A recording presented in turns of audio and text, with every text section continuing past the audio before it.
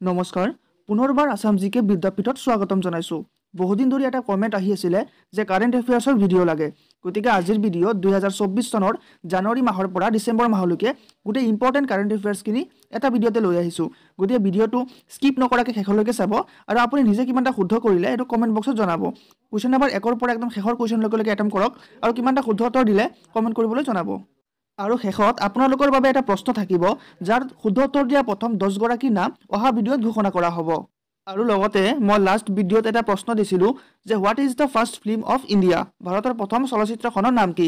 Option দিয়া হৈছিল ৰাম ৰাজ্য ৰাজা হৰিশ্চন্দ্ৰ মহাত্মা গান্ধী নে শোলে অপচন 4টাৰ ভিতৰৰ পৰা ইয়াৰ শুদ্ধ উত্তৰটো হ'ব অপচন বি ৰাজা হৰিশ্চন্দ্ৰ আছিল ভাৰতৰ প্ৰথমখন চলচ্চিত্ৰ আৰু ইয়াক ডাইৰেক্ট কৰিছিল দাদা সাহেব ফালকে আৰু এইটো প্ৰশ্নৰ শুদ্ধ উত্তৰ দিয়া প্ৰথম 10 গৰাকী নাম হৈছে ক্ৰমে মান্টু নাথ Z9G কিশোৰ ৰাজবংশী 3948 ফিটনেস বয় 16 গোপী ছেত্ৰী 4779 পলাশ জ্যোতি কোচ প্ৰশান্ত দাস সুৰজিত চৌহান 908 ধুনু লস্কৰ ৰাজীৱ দাস আৰু ঝুমি মেধি এই 10 গৰাকীয়ে প্ৰথম শুদ্ধ উত্তৰ দিছিলে গতিকে আজি আৰু বেছি পলম নকৰি আজিৰ ভিডিওটো আৰম্ভ কৰিছো আৰু লগতে আপুনি যদি মোৰ চেনেলত নতুন আহিছে ভিডিওটোতে লাইক কৰি চেনেলটো সাবস্ক্ৰাইব কৰি দিব গতিকে আজিৰ ভিডিওটো আৰম্ভ কৰিছো আজিৰ ভিডিওৰ প্ৰথমটো প্ৰশ্ন আসাম হেজ ৰিসেন্টলি অবজাৰ্ভ ভাষা গৌৰৱ সপ্তাহ অন অসমে শেহতীয়াকৈ কেতিয়া ভাষা গৌৰৱ সপ্তাহ পালন কৰে অপচন 4টা দিয়া হৈছে মই গুটে 4টা অপচন পঢ়ি নিদিও এনে সময় নষ্ট হ'ব আপোনালোকে নিজে চাই ল'ব আৰু ইয়াৰ শুদ্ধ উত্তৰটো হ'ব option B 3 November to 9 November 2024 3 নৱেম্বৰৰ পৰা 9 নৱেম্বৰ 2024 চনত অসমে ভাষা গৌৰৱ সপ্তাহ পালন কৰে আৰু লগতে ভাষা গৌৰৱ সপ্তাহ পালন কৰাৰ কাৰণটো আমি জানিলো আহক On 3rd October 2024, the Union Cabinet had approved conferring the status of classical language to Assamese, Marathi, Pali, Prakrit and Bengali language. 2024 চনৰ 3 অক্টোবৰ তাৰিখে কেন্দ্ৰীয় চৰকাৰে অসমীয়া, মাৰাঠী, পালি, প্ৰাকৃত আৰু বেংগলী ভাষাক ধ্ৰুপদী ভাষা বুলি স্বীকৃতি প্ৰদান কৰে। To mark this historic achievement, Assam has recently observed ভাষা গৌৰৱ সপ্তাহ on 3rd to 9 November 2024. অসমীয়া ভাষাক ক্লাছিকেল লেংগুৱেজৰ মৰ্যাদা দিয়াৰ বাবে অসমত ভাষা গৌৰৱ সপ্তাহ 3 পৰা 9 নৱেম্বৰ তাৰিখলৈকে পালন কৰা হয় আৰু লগতে আমি জানিলো ভাৰতত থকা ধ্ৰুপদী ভাষাকেইটাৰ বিষয়ে আপোনালোকে মনত ৰাখিব বৰ্তমানলৈকে 11টা ভাষাক ভাৰতৰ ধ্ৰুপদী ভাষা হিচাপে স্বীকৃতি দিয়া হৈছে আৰু সেইকেইটা ক্ৰমে ইয়াত লিষ্টখন দেখি গমেই পাব প্ৰথমতে দিয়া হৈছিল তামিল ভাষাক 2004 চনত সংস্কৃতক দিয়া হৈছিল 2005 চনত তেলেগুক দিয়া হৈছিল 2008 চনত কানাড়াক দিয়া হৈছিল 2008 চনত মালায়ালামক দিয়া হৈছিল 2013 চনত উড়িয়াক দিয়া হৈছিল 2014 চনত আৰু অসমীয়াক দিয়া হৈছিল 2024 চনত বাংলাকো দিয়া হৈছিল 2024 চনত মাৰাঠীক দিয়া হৈছিল 24 চনত পালিকো দিয়া হৈছিল 2024 চনত আৰু প্ৰাকৃতক দিয়া হৈছিল 2024 চনত এই লিষ্টখন আপোনালোকে মনত ৰাখিব ইয়াৰ পৰা প্ৰশ্ন অহাৰ খুব সম্ভাৱনা আছে নেক্সট প্ৰশ্ন What is the state food of Assam recently declared by the Assam State Cabinet? Assam ৰাজ্যিক কেবিনেটে নিম্নলিখিত কোনটোক অসমৰ ৰাজ্যিক ফল হিচাপে ঘোষণা কৰিছে অপচন আনাৰস কাজি নেমু লিচু নে মধুৰিআম ইয়াৰ উত্তৰ চাগে সকলোৱে জানে ইয়াৰ শুদ্ধ উত্তৰ হ'ব অপচন বি কাজি নেমু 2024 চনৰ ফেব্ৰুৱাৰী মাহত কাজি নেমুক অসমৰ ৰাজ্যিক ফল হিচাপে ঘোষণা কৰা হৈছিল নেক্সট প্ৰশ্ন How many core districts become effective in Assam from 5th October 2024 5 October 2024 পৰা অসমত কিমানখন সমজিলা কাৰ্যক্ৰম হৈছে অপচন কেইটাৰ ভিতৰত ইয়াৰ শুদ্ধ উত্তৰ হ'ব অপচন এ 39 2024 চনৰ 5 অক্টোবৰ তাৰিখৰ পৰা বৰ্তমানলৈকে অসমত 39টা সমজিলা কাৰ্যক্ৰম কৰা হৈছে নেক্সট প্ৰশ্ন Which National Park of Assam complete 50 years in 2024 অসমৰ নিম্নলিখিত কোনখন ৰাষ্ট্ৰীয় উদ্যানে 2024 চনত 50 বছৰ সম্পূৰ্ণ কৰিলে অপচন দিয়া হৈছে ওৰাং নেশ্যনেল পাৰ্ক মানস নেশ্যনেল পাৰ্ক কাজিৰঙা ৰাষ্ট্ৰীয় উদ্যান নে দিহিং পাটকাই ৰাষ্ট্ৰীয় উদ্যান অপচন 4টাৰ ভিতৰত ইয়াৰ শুদ্ধ উত্তৰটো হ'ব option C Kaziranga national park Kaziranga ৰাষ্ট্ৰীয় উদ্যানে 2024 চনত তেওঁৰ 50 বছৰ সম্পূৰ্ণ কৰিলে 1974ত কাজিৰঙা ৰাষ্ট্ৰীয় উদ্যানক ৰাষ্ট্ৰীয় উদ্যান হিচাপে স্বীকৃতি দিয়া হৈছিল আৰু 1985ত ইউনেস্কো ওল্ড হেৰিটেজ সাইট হিচাপে ডিক্লেয়াৰ কৰা হৈছিল নেক্সট প্ৰশ্ন When was Assam's Moidam inscribed as a World Heritage Property অসমৰ মৈদামক কেতিয়া বিশ্ব ঐতিহ্য সম্পত্তি হিচাপে লিপিবদ্ধ কৰা হৈছিল আপোনালোকে হয়তো নিশ্চয় জানে অসমৰ যি মৈদাম আছে চৰাইদেউত সেই মৈদামক recently UNESCO world heritage property বা ইউনেস্কো ওল্ড হেৰিটেজ সাইট বুলি ঘোষণা কৰা হৈছে আৰু ইয়াৰ শুদ্ধ উত্তৰ হ'ব অপচন বি 26 জুলাই 2024 2024 চনৰ 26 জুলাই তাৰিখে অসমৰ যি মৈদাম আছে চৰাইদেউক এটো ওল্ড ইউনেস্কো হেৰিটেজ সাইট বুলি ঘোষণা কৰা হৈছে আৰু অসমৰ টোটাল 3টা ইউনেস্কো ওল্ড হেৰিটেজ সাইট বা প্ৰপাৰ্টি আছে এইকেইটা হৈছে কাজিৰঙা ৰাষ্ট্ৰীয় উদ্যান মানাস ৰাষ্ট্ৰীয় উদ্যান আৰু চৰাইদেউ মৈদাম যিকেইটা চৰাইদেউত আছে লগতে আপোনালোকে এই কথাখিনি মনত ৰাখিবলৈ চেষ্টা কৰিব কাৰণ এইখিনি পৰীক্ষাত আহিব পাৰে। নেক্সট প্ৰশ্ন, Assam Moidams now in UNESCO world heritage list, it's include in which number of the list? অসমৰ মৈদাম এতিয়া ইউনেস্কো বিশ্ব ঐতিহ্য তালিকাৰ কোনটো সংখ্যাত ইয়াক অন্তৰ্ভুক্ত কৰা হৈছে? অপশ্যন 4টাৰ ভিতৰৰ পৰা ইয়াৰ শুদ্ধ উত্তৰ হ'ব অপশ্যন চি 43rd। অসমৰ মৈদামক যি ইউনেস্কো ৱৰ্ল্ড হেৰিটেজ চাইট বা ইউনেস্কো ৱৰ্ল্ড হেৰিটেজ প্ৰপাৰ্টি বুলি ঘোষণা কৰা হৈছে সেইটো ইউনেস্কো ৱৰ্ল্ড হেৰিটেজ লিষ্টৰ 43rd নম্বৰ লিষ্টত অন্তৰ্ভুক্ত কৰা হৈছে। এই নাম্বাৰটো মনত ৰাখিব। নেক্সট প্ৰশ্ন, who has been conferred the Jyotiprasad Agarwala Shilpi Sanman 2024 recently? কাক শেহতীয়াকৈ জ্যোতিপ্ৰসাদ আগৰৱালা শিল্পী সন্মান 2024 প্ৰদান কৰা হৈছে? অপশ্যন 4টাৰ ভিতৰত ইয়াৰ শুদ্ধ উত্তৰটো হ'ব অপশ্যন চি ৰমেন চৌধুৰী। ৰমেন চৌধুৰী দেৱক 2024 চনৰ যি জ্যোতিপ্ৰসাদ আগৰৱালা শিল্পী সন্মান আছে সেইটো সন্মানেৰে সন্মানিত কৰা হৈছে। নেক্সট প্ৰশ্ন, recently the government has decided to observe which day as Samvidhan Hatya দিৱস এভৰি ইয়াৰ? শেহতীয়াকৈ চৰকাৰে প্ৰতি বছৰে কোনটো দিনক সংবিধান হত্যা দিৱস হিচাপে পালন কৰাৰ সিদ্ধান্ত লৈছে? অপশ্যন 4টা দিয়া হৈছে। তাৰ আগতে আমি জানি লওঁ সংবিধান হত্যা দিৱস কিয় পালন কৰা হয় বা কিয় পালন কৰিম বুলি চৰকাৰে সিদ্ধান্ত লৈছে। 1975ত ইন্দিৰা গান্ধীয়ে যিটো ইমাৰ্জেঞ্চি ইম্প'জ কৰিছিলে তাৰ স্মৃতিতেই বৰ্তমান কেন্দ্ৰীয় চৰকাৰে 25 জুন তাৰিখে সংবিধান হত্যা দিৱস পালন কৰাৰ সিদ্ধান্ত লৈছে।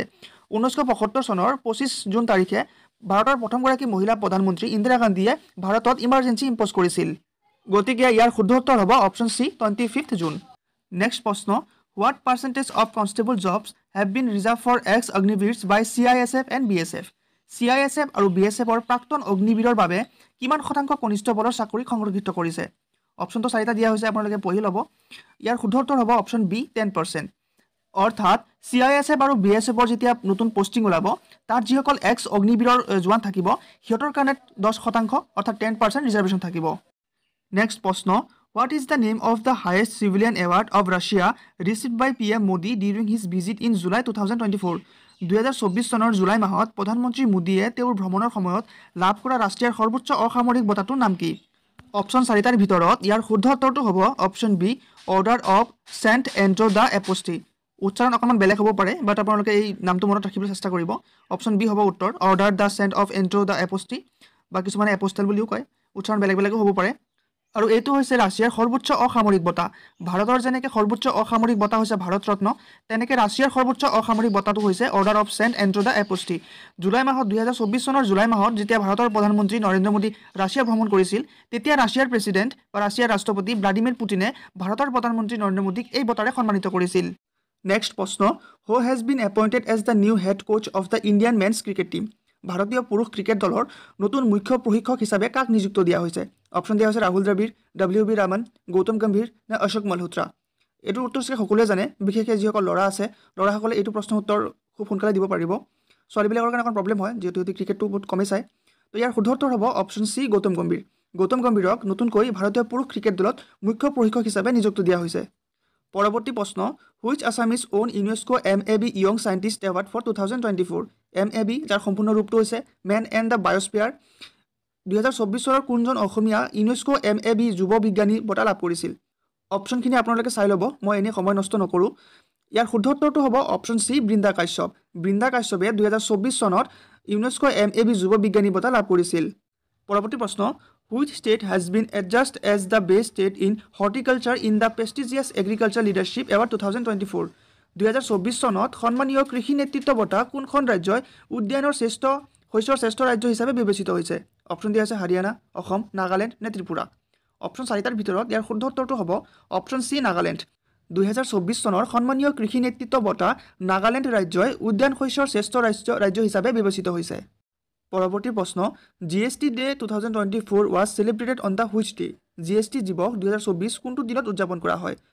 প্ৰত্যেক বছৰে 1 জুলাই তাৰিখে অৰ্থাৎ 1 জুলাই তাৰিখে GST দিৱস পালন কৰা হয়। গতিকে 2024 চনতো 1 জুলাই তাৰিখে GST দিৱস পালন কৰা হৈছিল। GSTৰ ফুল ফৰ্মটো চাগে সকলোৱে জানে। GSTৰ ফুল ফৰ্মটো হৈছে goods and services tax. Goods and services tax হৈছে GSTৰ ফুল ফৰ্মটো। আৰু 1 জুলাই 2017 চনত ভাৰতবৰ্ষত GST অনা হৈছিল। আৰু লগতে মনত ৰাখিব ভাৰতবৰ্ষই ফ্ৰান্সৰ পৰা GST আনিছিলে। আৰু ভাৰতত প্ৰথম GST ইম্প'জ হোৱা ৰাজ্যখন হৈছে অসম। প্ৰথমতে অসমত GST ইম্প'জ হৈছিলে। আৰু সেইটো সময়ত অসমৰ মুখ্যমন্ত্ৰী আছিলে সৰ্বানন্দ সোণোৱাল। আৰু যিহেতু 1 জুলাই 2017 চনত GST ভাৰতত অনা হৈছিলে সেইটো কাৰণে প্ৰত্যেক বছৰে 1 জুলাই তাৰিখে GST ডে হিচাপে পালন কৰা হয়, যাৰ বাবে 2024 চনতো 1 জুলাই তাৰিখে GST ডে পালন কৰা হৈছিলে। পৰৱৰ্তী প্ৰশ্ন, What amount has been allocated in Union budget for development for railways in North East? কেন্দ্ৰীয় বাজেটত উত্তৰ পূৰ্বাঞ্চলৰ ৰেলপথ উন্নয়নৰ বাবে কিমান ধন আবণ্টন কৰা হৈছে? আপোনালোকে নিশ্চয় জানে ভাৰতৰ বাকী ৰাজ্যবিলাকৰ তুলনাত আমাৰ উত্তৰ পূৰ্বাঞ্চলৰ ৰেলপথটো অকণ দুৰ্বল আৰু সেই দুৰ্বলতাৰ কাৰণে কেন্দ্ৰীয় চৰকাৰে উত্তৰ পূৰ্বাঞ্চলৰ ৰেলপথ উন্নয়নৰ বাবে বিশেষকৈ বাজেট এলোকেট কৰিছে আৰু ইয়াৰ শুদ্ধ উত্তৰ হ'ব অপশ্যন চি 10,376 crore 2024 চনৰ যিটো ইউনিয়ন বাজেট আছিলে সেইখন বাজেটত উত্তৰ পূৰ্বাঞ্চলৰ ৰেলপথ উন্নয়নৰ বাবে 10,376 crore টকা বাজেট এলোকেট কৰা হৈছে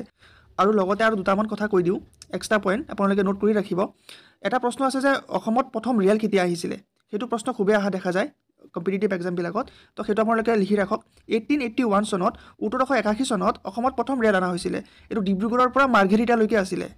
আৰু 1853 চনত ভাৰতত প্ৰথমবাৰৰ বাবে ৰেল অনা হৈছিলে তেতিয়া ব্ৰিটিছ ৰুল চলি আছিলে ভাৰতত আৰু সেইটো মুম্বাইৰ পৰা থানেলৈকে আছিলে মুম্বাই মানে বৰ্তমানৰ মুম্বাই আৰু থানে যিটো মহাৰাষ্ট্ৰৰ এখন চহৰ হয় পৰৱৰ্তী প্ৰশ্ন Who has won India's first medal in women's 10-meter air pistol final at Paralympics 2024? Paris Olympic 2024 চনত মহিলা 10 মিটাৰ এয়াৰ পিষ্টল ফাইনেলত কোনে ভাৰতৰ প্ৰথম পদক লাভ কৰিছে ইয়াৰ উত্তৰ চাগে সকলোৱে জানে তেওঁ প্ৰথম মেডেল পাইছিলে ভাৰতৰ পৰা এইবাৰ যিটো 2024 চনত পেৰিছ অলিম্পিক হৈছিলে ইয়াৰ শুদ্ধ উত্তৰ হ'ব অপশ্যন এ মনু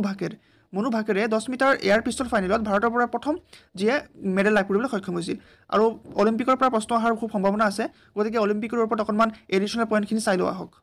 2024 চনত যিটো গ্ৰীষ্মকালীন অলিম্পিক অনুষ্ঠিত হৈছিলে সেই তাক আনুষ্ঠানিকভাৱে গেমছ অফ দ্য অলিম্পিয়াড নামেৰে জনাজাত আছিলে আৰু এইটো ফ্ৰান্সৰ পেৰিছত হৈছিলে এইটো চাগে সকলোৱে জানেই 26 জুলাইৰ পৰা 11 আগষ্টলৈকে অনুষ্ঠিত হৈছিলে এই টাইম পিৰিয়ডটো মনত ৰাখিব এই অনুষ্ঠানটোক পেৰিছ 2024 বুলি ব্ৰেণ্ড কৰা হৈছিল আৰু ইয়াৰ মূল মন্ত্ৰ অৰ্থাৎ মটো আছিলে গেমছ ৱাইড অপেন আছিলে 2024 চনৰ যি অনুষ্ঠিত হোৱা পেৰিছ অলিম্পিকৰ মটো আৰু লগতে মনত ৰাখিব পেৰিছ অলিম্পিকত ভাৰতে টোটেল 6টা পদক লাভ কৰিবলৈ সক্ষম হৈছিলে এটা আছিলে ৰূপৰ পদক আৰু 5টা আছিলে ব্ৰঞ্জৰ পদক পেৰিছ 2024 অলিম্পিকত ভাৰতৰ হৈ প্ৰথম পদক অৰ্জন কৰে মনু ভাকাৰে ব্ৰঞ্জৰ পদক লাভ কৰি অলিম্পিক শ্বুটিং পদক লাভ কৰা প্ৰথমগৰাকী ভাৰতীয় হিচাপে পৰিগণিত হয় মনু ভাকাৰ আৰু যিটো এটা সিলভাৰ পাইছে এই সিলভাৰটো নীৰজ চোপ্ৰাই পাইছিলে নীৰজ চোপ্ৰাই এবাৰ গ'ল পাবলৈ সক্ষম নহ'ল পাকিস্তানৰ এজনে পালে গ'লটো আৰু নীৰজ চোপ্ৰাই সিলভাৰ মেডেল পালে এইবাৰ পেৰিছ অলিম্পিকত কিন্তু যোৱাবাৰ অৰ্থাৎ 4 বছৰ আগত 2020 চনত যিটো অলিম্পিক হৈছিলে টকিঅ' অলিম্পিক তাত কিন্তু নীৰজ চোপ্ৰাই গ'ল্ড পাইছিলে সেইটো মনত ৰাখিব পৰৱৰ্তী প্ৰশ্ন Sampoornata Abhiyan to focus on health nutrition agriculture social development and education is launched by স্বাস্থ্য পুষ্টি কৃষি সামাজিক উন্নয়ন আৰু শিক্ষাৰ ওপৰত গুৰুত্ব আৰোপ কৰিবলৈ সম্পূৰ্ণতা অভিযান কোনে আৰম্ভ কৰিছে অপশ্যন দিয়া হৈছে DRDO নীতি আয়োগ ইছৰো নে মিনিষ্ট্ৰী অফ হেল্থ এইটো যিটো স্কিম ওলোৱা হৈছে বা অভিযান আৰম্ভ কৰা হৈছে সম্পূৰ্ণতা অভিযান সেইটোৱে স্বাস্থ্য পুষ্টি কৃষি সামাজিক উন্নয়ন আৰু শিক্ষাৰ ওপৰত গুৰুত্ব আৰোপ কৰিব আৰু ইয়াৰ শুদ্ধ উত্তৰটো হ'ব অপশ্যন বি নীতি আয়োগে সম্পূৰ্ণতা অভিযানটো আৰম্ভ কৰিছে আৰু নীতি আয়োগৰ পৰা বহুতখিনি প্ৰশ্ন অহা দেখা যায় হৈ যোৱা ADR পৰীক্ষাটো আহি গৈছে হৈ যোৱা আসাম পুলিচৰ SI এক্সামতো আহি গৈছে তো আপোনালোকে আশা কৰিব পাৰে যে আপোনালোকৰ আহিবলগীয়া আসাম পুলিচৰ পৰীক্ষাটো আহিব আৰু নীতি আয়োগৰ ফুল ফৰ্মটো জানি থ'ব নীতি আয়োগৰ ফুল ফৰ্মটো হৈছে national institution for transforming India হৈছে নীতি আয়োগৰ ফুল ফৰ্ম আৰু এইটো 2014 চনত বৰ্তমান ভাৰতৰ প্ৰাইম মিনিষ্টাৰ নৰেন্দ্ৰ মোদী ছাৰে এইটো লঞ্চ কৰিছিলে আৰু প্ৰথমতে নীতি আয়োগক প্লেনিং কমিশ্যন নামেৰে জনাজাত আছিলে প্ৰথমতে প্লেনিং কমিশ্যন আছিলে আৰু সেই প্লেনিং কমিশ্যনকে নামটো সলনি কৰি ইয়াৰ নাম নতুনকৈ নীতি আয়োগ কৰা হৈছে পৰৱৰ্তী প্ৰশ্ন খাৰচী পূজা is an ancient festival celebrated every year in which of the following state প্ৰতি বছৰে খাৰচী পূজা তলৰ কোনখন ৰাজ্যত পালন কৰা প্ৰাচীন উৎসৱ অপশ্যন দিয়া হৈছে ৱেষ্ট বেংগল ত্ৰিপুৰা নাগালেণ্ড নে মিজোৰাম অপশ্যন 4টাৰ ভিতৰৰ পৰা ইয়াৰ শুদ্ধ উত্তৰটো হ'ব অপশ্যন বি ত্ৰিপুৰাত প্ৰতি বছৰে খাৰচী পূজা পালন কৰা হয় আৰু লগতে আপোনালোকে নৰ্থ ইষ্টৰ যি 8খন ষ্টেট আছে গোটেই 8খন ৰাজ্যৰ যিবিলাক ইম্পৰ্টেণ্ট উৎসৱ আছে অৰ্থাৎ ফেষ্টিভেল আছে তাৰ বিষয়ে অকণমান চাই থ'ব কাৰণ ফেষ্টিভেল হৈছে এনেকুৱা এটা টপিক যিটো টপিকৰ পৰা প্ৰত্যেক বছৰতে প্ৰত্যেকটো পৰীক্ষাতে প্ৰশ্ন কাটা দেখা যায় গতিকে গোটেই নৰ্থ ইষ্টৰ 8খন ষ্টেটক ছিকিমক ধৰি পেলাই 8খন ষ্টেট গোটেই 8খন ষ্টেটৰ যি গুৰুত্বপূৰ্ণ ফেষ্টিভেল আছে সেইখিনি চাই থ'ব আৰু তাৰ ওপৰত মই এটা নেক্সট ভিডিঅ' লৈ আহিম তাতে গোটেই ডিটেইলছত পাই যাব পৰৱৰ্তী প্ৰশ্ন who has became the world first miss AI বিশ্বৰ প্ৰথম মিছ AI অৰ্থাৎ আৰ্টিফিচিয়েল ইণ্টেলিজেন্স কোন হয় অপশ্যন 4টাৰ ভিতৰত ইয়াৰ শুদ্ধ উত্তৰটো হ'ব অপশ্যন এ কেঞ্জা লিলি হৈছে বিশ্বৰ প্ৰথমগৰাকী মিছ AI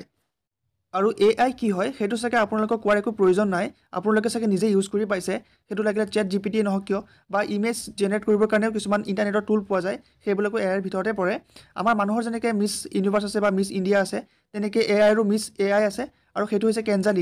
লিলি হৈছে বিশ্বৰ প্ৰথমগৰাকী মিছ AI এনেকুৱা ধৰণৰ প্ৰশ্ন মনত ৰাখিবলৈ চেষ্টা কৰিব কাৰণ আহাৰ খুব সম্ভাৱনা আছে পৰৱৰ্তী প্ৰশ্ন who is the author of the book Kargil war the turning point Kargil যুদ্ধ টাৰ্ণিং পইণ্ট নামৰ গ্ৰন্থখনৰ লেখক কোন এইটো এটা গুৰুত্বপূৰ্ণ টপিক লেখক বা ৰাইটাৰ যিকোনো পৰীক্ষাতে আপোনালোকে এটা কিতাপৰ বিষয়ে পাবই বা ৰাইটাৰৰ বিষয়ে পাবই তো এনেকুৱা ধৰণৰ প্ৰশ্নবিলাক মনত ৰাখিবলৈ চেষ্টা কৰিব আৰু চাৰিটা অপশ্যন দিয়া হৈছে অপশ্যনখিনি পঢ়ি ল'ব আৰু ইয়াৰ শুদ্ধ উত্তৰটো হ'ব option D colonel M.B. Rabindranath colonel M.B. Rabindranath হৈছে কাৰ্গিল যুদ্ধ টাৰ্ণিং পইণ্ট নামৰ গ্ৰন্থখনৰ লেখক 1999 চনত ভাৰত আৰু পাকিস্তানৰ মাজত যিটো কাৰ্গিল যুদ্ধ হৈছিলে তাৰ ওপৰতে ভিত্তি কৰি কৰ্ণেল M.B. ৰবীন্দ্ৰনাথে কাৰ্গিল যুদ্ধ টাৰ্ণিং পইণ্ট অৰ্থাৎ কাৰ্গিল ৱাৰ টাৰ্ণিং পইণ্ট নামৰ কিতাপখন লিখিছিল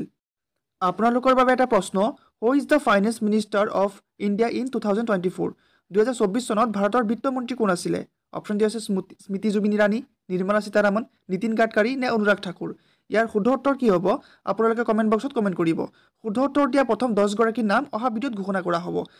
আৰু আজিৰ ভিডিঅ'ৰ নেক্সট পাৰ্টটো আহিব যেহেতু এটা ভিডিঅ'ত বনালে ভিডিঅ'টো বহুত দীঘল হৈ যায় সেইটো কাৰণে মই ভিডিঅ'টো ছুটিকৈ বনাইছোঁ ইয়াৰ নেক্সট পাৰ্ট আহিব য'ত আৰু বহুতখিনি কুৱেশ্যন থাকিব আৰু 2024 চনৰ জানুৱাৰীৰ পৰা ডিচেম্বৰলৈকে আৰু বহুতখিনি প্ৰশ্ন আছে কাৰেণ্ট এফেয়াৰ্ছৰ তো সেইখিনি প্ৰশ্ন পৰৱৰ্তী ভিডিঅ'ত বা নেক্সট ভিডিঅ'ত আহিব আৰু আপুনি যদি ইমানখিনিলৈকে ভিডিঅ'টো চাই আছিলে আপোনাক অশেষ ধন্যবাদ আৰু আপুনি যদি মোৰ চেনেলত নতুন আহিছে ভিডিঅ'টো এটা লাইক কৰি চেনেলটো ছাবস্ক্ৰাইব কৰি দিব কাৰণ মই এনেকুৱা ধৰণৰ ভিডিঅ' প্ৰায় বনাই থাকোঁ যাতে আপোনাৰ সহায় হয় আহিবলগীয়া এক্সামবিলাকত আপুনি সফলতা অৰ্জন কৰিব পাৰে তাৰ কাৰণে চেনেলটো ছাবস্ক্ৰাইব কৰি থৈ দিয়ক আৰু আপোনালোকক কোনটো বিষয়ৰ ওপৰত বা কোনটো ছাবজেক্টৰ ওপৰত জিকেৰ কুৱেশ্যন লাগে আপোনালোকে কমেণ্ট বক্সত কমেণ্ট কৰি জনাব আৰু মই মোৰ ফালৰ পৰা যিমানখিনি জানো যিমানখিনি পাৰোঁ আসাম পুলিচৰ কাৰণে মই আনিবলৈ চেষ্টা কৰিম আৰু কোনটো টপিকত লাগে আপোনালোকে কমেণ্ট বক্সত কমেণ্ট কৰি জনাব মই তাৰ ওপৰত ভিডিঅ' আনিবলৈ সম্পূৰ্ণ চেষ্টা কৰিম আজিৰ কাৰণে ইমানখিনিয়েই লগ পাম অন্য এটা ভিডিঅ'ত